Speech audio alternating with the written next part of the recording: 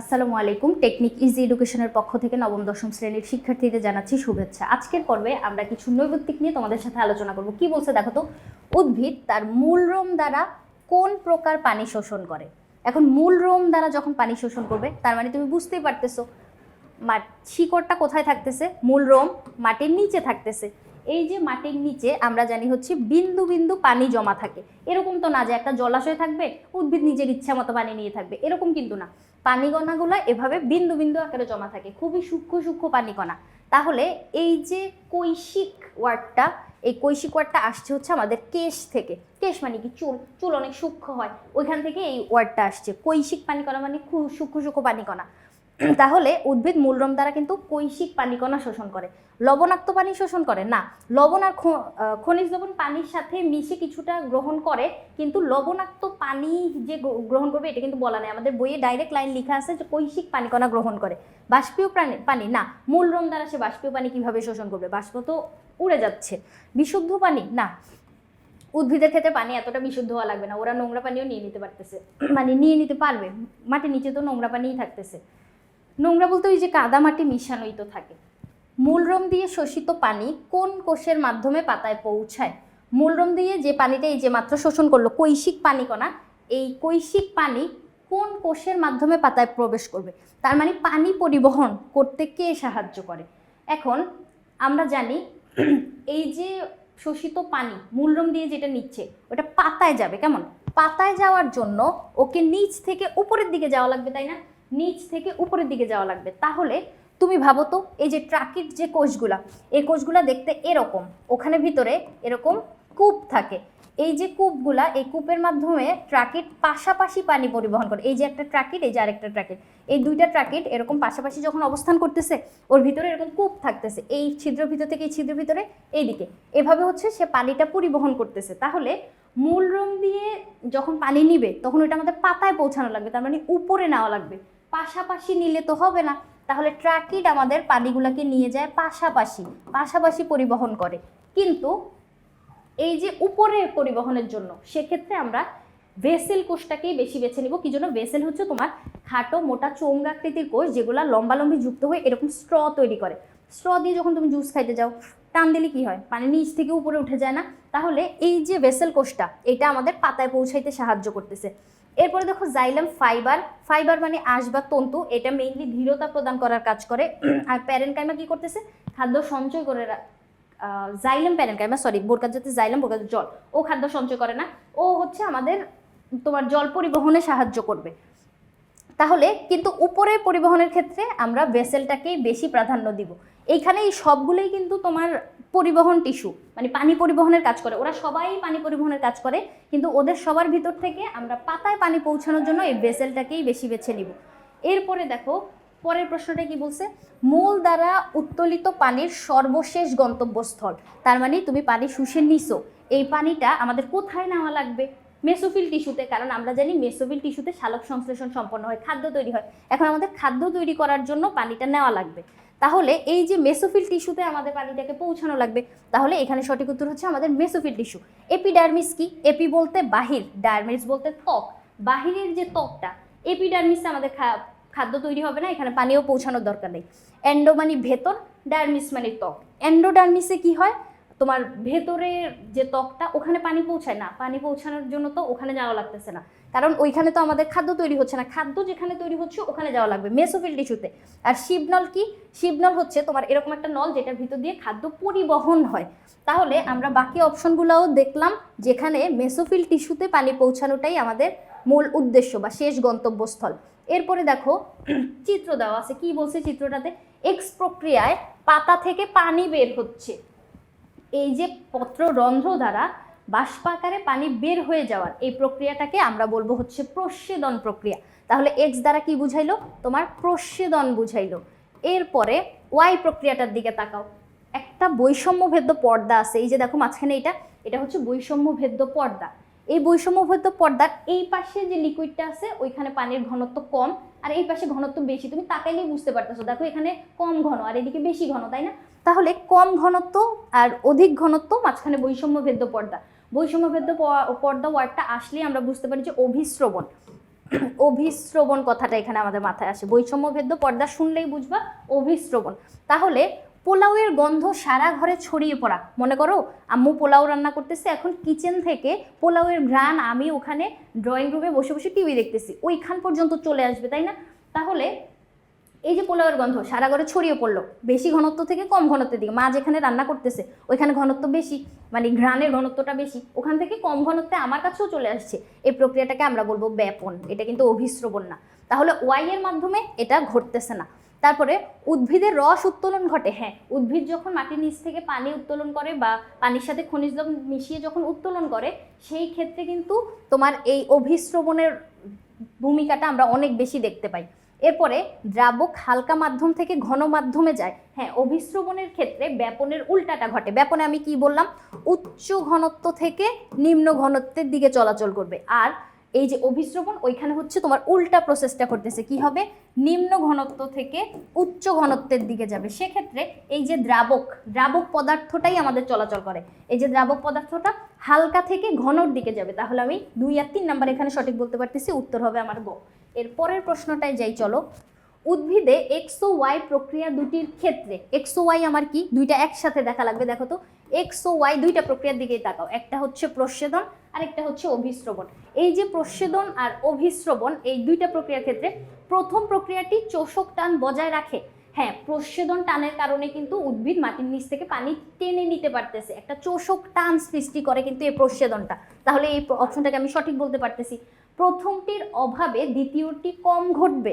প্রথমটি হচ্ছে আমাদের প্রস্বেদন প্রক্রিয়া। যদি প্রস্বেদন কমে যায় সেক্ষেত্রে মাটির নিচ থেকে পানির টানটা কমে যাবে। ওই দিক বিবেচনা করলে, মানে উদ্ভিদের বডির ভিতরে পুরাটা বিবেচনা করলে প্রথমটার অভাবে দ্বিতীয়টা কিন্তু কম ঘটবে, এটা আমরা বলতে পারি। কারণ প্রস্বেদন যদি কমে যায়, ধরো তোমার পিপাসা লাগে নাই, তুমি তো পানি খাইতে চাইবা না, তাই না? এরকম উদ্ভিদের ক্ষেত্রেও প্রস্বেদন যদি না ঘটে, মানে অতিরিক্ত পানি যদি বের না করে দেয়, সেক্ষেত্রে সে মাটির নিচ থেকে পানি টেনে নেওয়ার মানে কোনো টান অনুভব করবে না। তাহলে প্রথমটার অভাবে দ্বিতীয়টা কমতে পারে।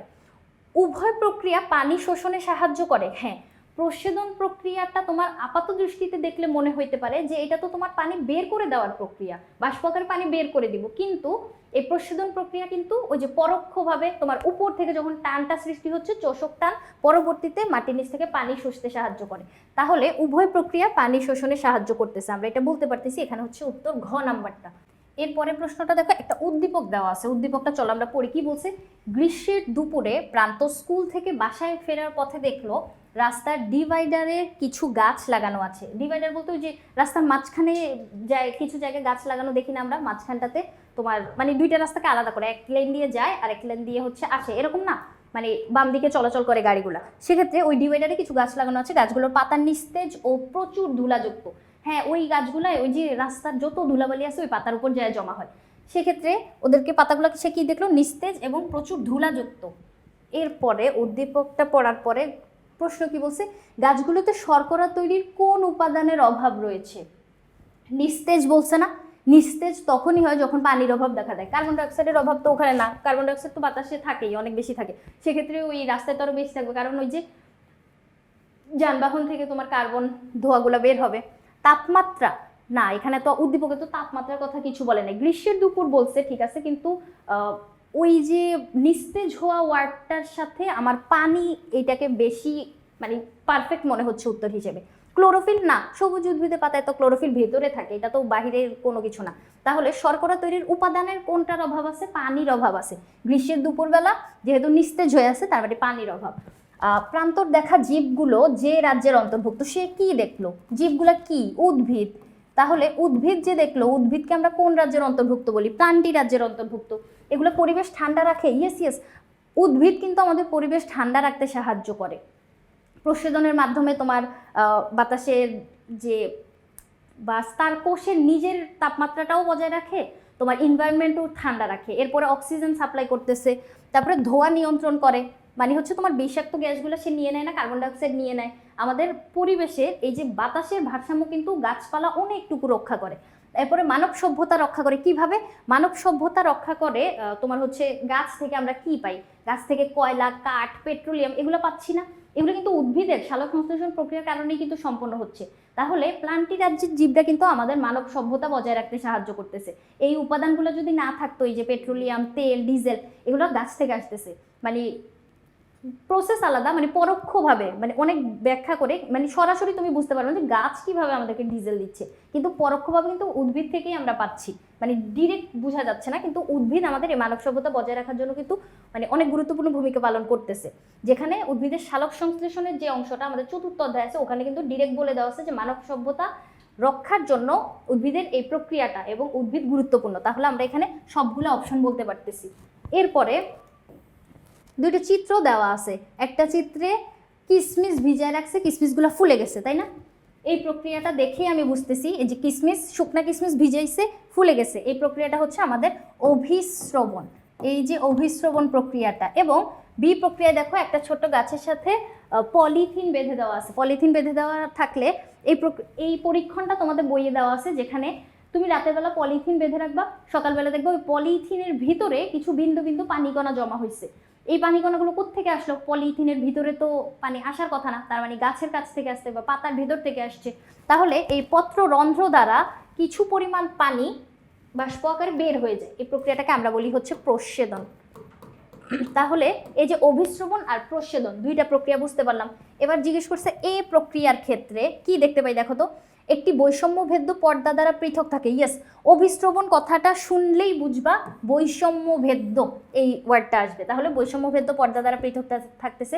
দুটি ভিন্ন ঘনত্বের দ্রবণ থাকে।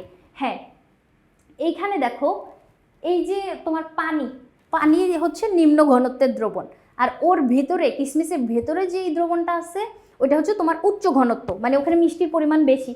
তাহলে দুটি ভিন্ন ঘনত্বের দ্রবণ এখানে থাকবে। ভিন্ন ঘনত্বের দ্রবণই তো চলাচল করবে, দ্রাবক পদার্থটা ওই ঘনত্ব থেকে ঘনত্বেই তো চলাচল করবে, নিম্ন ঘনত্ব থেকে উচ্চ ঘনত্বের দিকে যাবে। তাহলে ভিন্ন ঘনত্বের দ্রবণ থাকাই লাগবে। তারপরে দ্রবের অণু বেশি ঘনত্ব থেকে কম ঘনত্বের দিকে যাবে? নো, বেশি ঘনত্ব থেকে কম ঘনত্বের দিকে যাবে হচ্ছে ব্যাপন প্রক্রিয়ায়। আর অভিস্রবণের ক্ষেত্রে কম ঘনত্ব থেকে বেশির দিকে। এখানে যদি কম থাকতো, এখানে যদি বেশি থাকতো, তাহলে আমরা অভিস্রবণের জন্য নিতাম, কিন্তু এই প্রক্রিয়াটা এখন হয়ে গেছে তোমার ব্যাপন প্রক্রিয়ায় তোমার কি হয়, বেশি ঘনত্ব থেকে কম ঘনত্বের দিকে যায়। তাহলে আমরা এই অপশনটা নিতে পারবো না, 1 আর 2 নাম্বারটা আমাদের এখানে সঠিক। এরপরে কি বলছে দেখো তো, বি প্রক্রিয়াটির ক্ষেত্রে প্রস্বেদন প্রক্রিয়া, তাই না? এই যে বি প্রক্রিয়াটির ক্ষেত্রে কি হয়, খাদ্য পরিবহনে সাহায্য করে না। প্রস্বেদন কিন্তু আমাদের খাদ্য পরিবহনে কোনো সাহায্য করে না। তাহলে প্রস্বেদন প্রক্রিয়া খাদ্য পরিবহনের সাথে সহায়তা নাই। খাদ্য পরিবহন করে হচ্ছে আমাদের জটিল টিস্যুগুলা বা পরিবহন টিস্যু। শক্তি উৎপাদনে ভূমিকা রাখে? প্রস্বেদন প্রক্রিয়া শক্তি উৎপাদনের সাথে ভূমিকা রাখে না। শক্তি উৎপাদনের ভূমিকা রাখে হচ্ছে শ্বসন প্রক্রিয়া, যেটা মাইটোকন্ড্রিয়ার ভিতর সম্পন্ন হয়। তারপরে দেখো, উদ্ভিদের বিপাকীয় কাজে অংশগ্রহণ করে। ইয়েস, বিপাকীয় কাজে প্রস্বেদন প্রক্রিয়াটা অংশগ্রহণ করে। সৌরশক্তিকে রাসায়নিক শক্তিতে পরিণত করে। সৌরশক্তিকে, তার মানে সূর্য শক্তিকে রাসায়নিক শক্তিতে পরিণত করে হচ্ছে সালোক সংশ্লেষণের আলোক পর্যায়। তাহলে এই অপশনগুলো আমরা বাদ দিতে পারতেছি। উত্তর হচ্ছে আমাদের গ নাম্বারটা। কোন প্রক্রিয়ায় উদ্ভিদ খনিজ পদার্থ পাশের কোষে স্থানান্তরিত করে? এই যে দেখো, খনিজ পদার্থ মাটির নিচ থেকে নিবে, পাশের কোষে স্থানান্তরিত করবে। এই যে দেখো একটা মূল রোম, হ্যাঁ, এই মূল রোমের এই যে এদিকের কোষগুলো আছে, এই কোষগুলাতে তোমার পানির ঘনত্ব,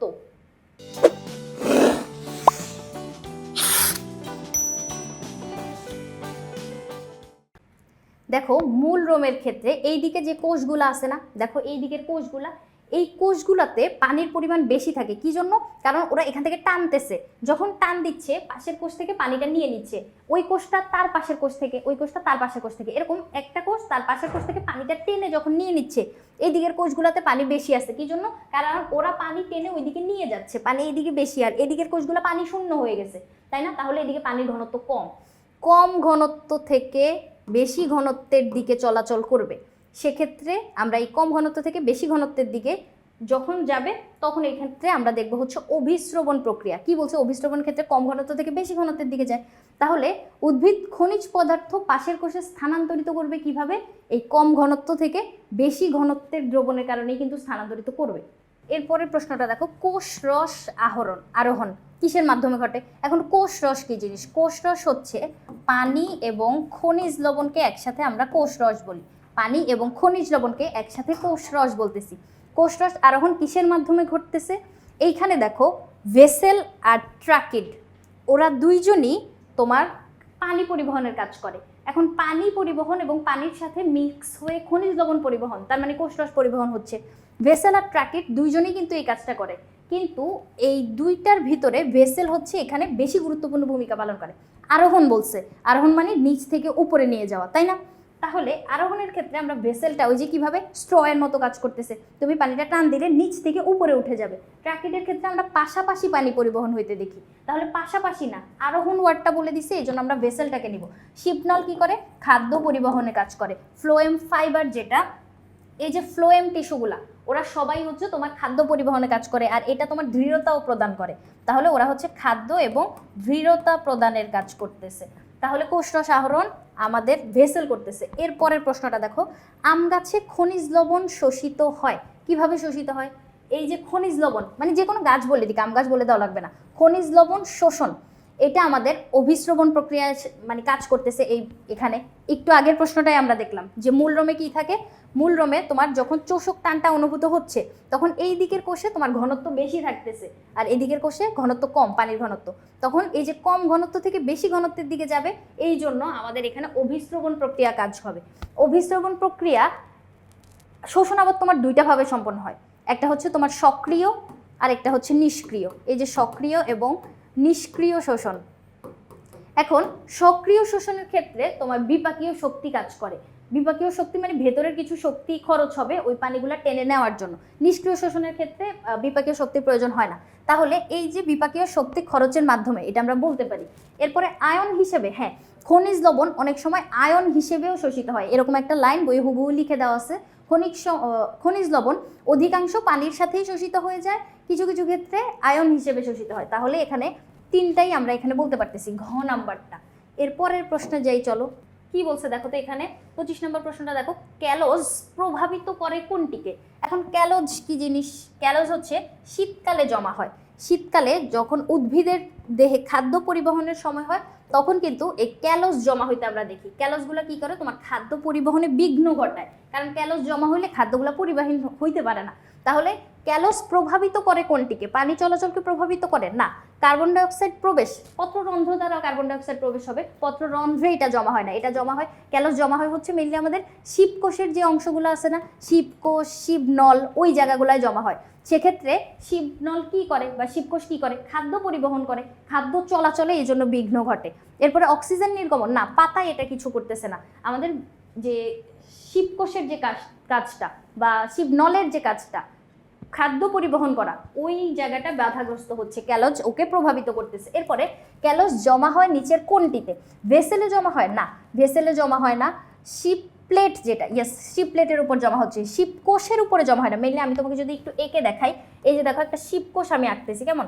এই যে একটা শিবকোষ, এরকম কোষগুলা মাঝখানে থাকতেছে, এটা হচ্ছে শিবকোষ। ওর পাশে দিয়ে এটা কি আছে? এটা হচ্ছে সঙ্গী কোষ। আবার এই পাশে আরেকটা শিবকোষ, এই যে শিবকোষ।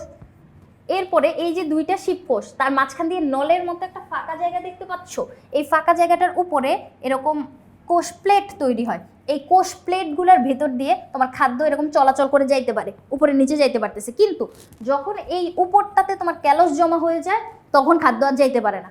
যার জন্য শিপ প্লেটের উপরে, এই যে এগুলোকে আমি কি বলছি, শিপ প্লেট বলছি না, এই শিপ প্লেটের উপরে তোমার ক্যালোস জমা হচ্ছে। তখন এই ট্রাকিড কি করে? ট্রাকিড হচ্ছে আমাদের পানি পরিবহন করে। পানি পরিবহনের ক্ষেত্রে এটা মানে ক্যালোস কোনো সমস্যা করতেছে না। তাহলে ক্যালোসটা জমা হচ্ছে আমাদের শিপ প্লেটের উপরে। এরপরে কোষস্থ পানি ও পানিতে দ্রবীভূত খনিজ লবণকে কি বলে? আমি একটু আগে কি বলছিলাম, পানি আর খনিজ লবণকে একসাথে কোষরস বলে। একটু আগের প্রশ্নটাতেই কিন্তু বলছিলাম পানি এবং খনিজ লবণকে একসাথে কোষরস বলে। দ্রবীভূত খনিজ লবণকে কোষরসের আহরণ বলে না। আহরণ কেন বলবো আমরা? রক্তরস বলে। ওমা, রক্তরস তো কখনোই বলা যাবে না। রক্তরস হচ্ছে মানুষের দেহের বিষয় বা প্রাণীর দেহের বিষয়, ওটা উদ্ভিদের পানি আর খনিজ লবণকে আমরা বলতেছি না। কোষ ঝিল্লি, কোষ ঝিল্লিতে পানি আর খনিজ লবণের কোনো সম্পর্ক নেই, তাহলে আমরা কোষরস বলতেছি এটাকে। উদ্ভিদের প্রস্তুতকৃত খাদ্য কোন কোষের মাধ্যমে বিভিন্ন অঙ্গে পরিবাহিত হয়? এখন খাদ্য পরিবহনের জন্য আমরা কি জানি? খাদ্য পরিবহনের জন্য ফ্লোয়েম টিস্যুগুলো কাজ করতেছে। ট্রাকিড হচ্ছে আমাদের জাইলেম টিস্যু, ট্রাকিড হচ্ছে জাইলেম, ভেসেল হচ্ছে জাইলেম।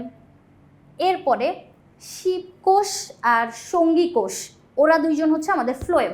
সঙ্গী কোষ ফ্লোয়েমের অংশ, কিন্তু এই যে দেখো সঙ্গী কোষ কোনটা, এই যে এখানে আমি নিউক্লিয়াস দেওয়া যে কোষটা আঁকছি, এই যে নিউক্লিয়াস আছে, এই যে কোষটা, এটা হচ্ছে সঙ্গী কোষ। কিন্তু দেখো তো আমি কি বলছিলাম, খাদ্য কোনখান দিয়ে যাচ্ছে, এই যে ফাঁকা জায়গাটা, এই যে ফাঁকা জায়গাটা নল তৈরি হইলো, দুইটা শিব কোষের মাঝখানে যে নলের মতো তৈরি হচ্ছে, ওই জায়গাটা খাদ্য পরিবহন করে। নলের মতো ফাঁকা জায়গার ভিতর দিয়ে খাদ্য উপরে নিচে পরিবহন হইতে পারে। তাহলে এই যে শিব নলটা, এটা আমাদের খাদ্য পরিবহনে সাহায্য করতেছে। এরপরে আসো, পাতায় খাদ্য জমা করে রাখে কোন উদ্ভিদ? পাতায় খাদ্য জমা করে রাখে। তাহলে দেখো খাদ্য পাতায় তৈরি করতেছে, আবার পাতাতেই জমা করে রাখতেছে। এটা আমরা দেখতে পাই হচ্ছে ঘৃতকুমারী উদ্ভিদের ক্ষেত্রে। দেখো পাতায় ওর সালোক সংশ্লেষণ প্রক্রিয়ায় যে খাদ্যটুকু তৈরি হচ্ছে ওটাও জমা করে রাখতেছে। এছাড়াও মিষ্টি আলু এক ধরনের মূল, যেটা মূল হইলেও খাদ্য জমা করে রাখতে পারে। আলু দেখো এটা খাদ্য না, আমরা খাদ্য হিসেবে গ্রহণ করি, ও ওর খাদ্যটা জমা করে রাখতেছে। গোল আলু এটা হচ্ছে একটা কাণ্ড, ও কাণ্ড হওয়া সত্ত্বেও পানি জমা করে রাখতেছে, পানি না সরি খাদ্য জমা করে রাখতেছে।